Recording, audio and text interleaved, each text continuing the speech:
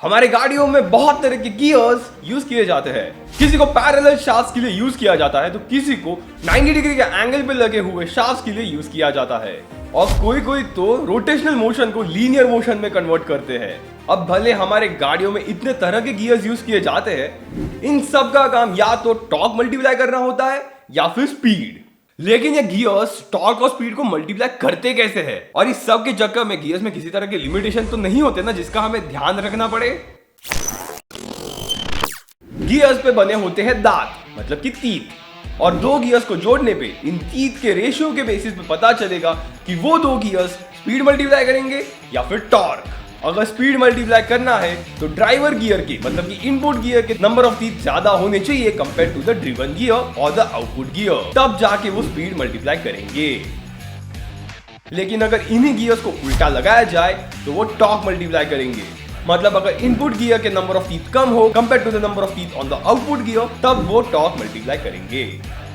और गाड़ियों के गियर बॉक्स यानी कि ट्रांसमिशन सिस्टम में ऐसे 5 से 6 कभी कभी 7 गियर रेशियोज दिए जाते हैं जो टॉर्क और स्पीड दोनों को मल्टीप्लाई करते हैं। गाड़ी को खड़े पोजीशन में से मूव करवाने के लिए व्हील पे बहुत ज्यादा टॉर्क चाहिए होता है जो उसमें दिए गए इंजन के टॉर्क आउटपुट से भी काफी ज्यादा होता है। और इस टॉर्क डिमांड को गियर बॉक्स का पहला गियर रेशियो पूरा करता है।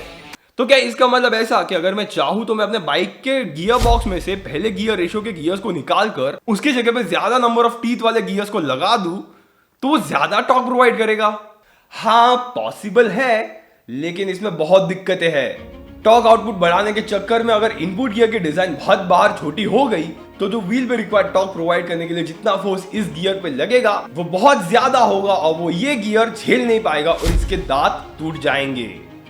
और ऐसा ना हो इसीलिए गाड़ियों और बाइक्स के ट्रांसमिशन में मल्टी स्टेज रिडक्शन दिया जाता है। मतलब कि गियर की सिर्फ एक पैर नहीं होती, 2 से 3 पैर होती है जो थोड़ा थोड़ा करके टॉर्क मल्टीप्लाई करते हैं। कार्स के केस में इंजन और क्लच से होकर टॉर्क पहले एक प्राइमरी गियर रिडक्शन से गुजरता है, उसके बाद वो जाके फिर वो फर्स्ट गियर रेशियो से गुजर कर बाद में उसको डिफरेंशियल को दिया जाता है जहां पे उसका फिर से टॉर्क मल्टीप्लाई होगा।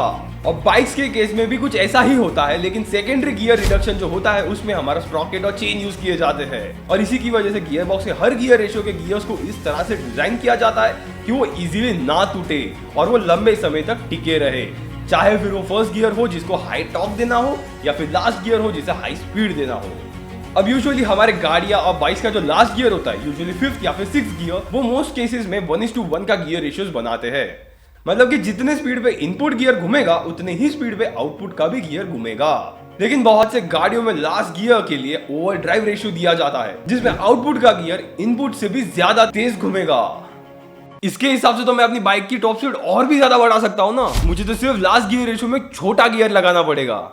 टेक्निकली हाँ, ऐसी टॉप स्पीड बढ़ाई जा सकती है, लेकिन फिर इसमें इंजन पे डिपेंड करेगा कि वो कितना टॉर्क प्रोवाइड कर सकता है।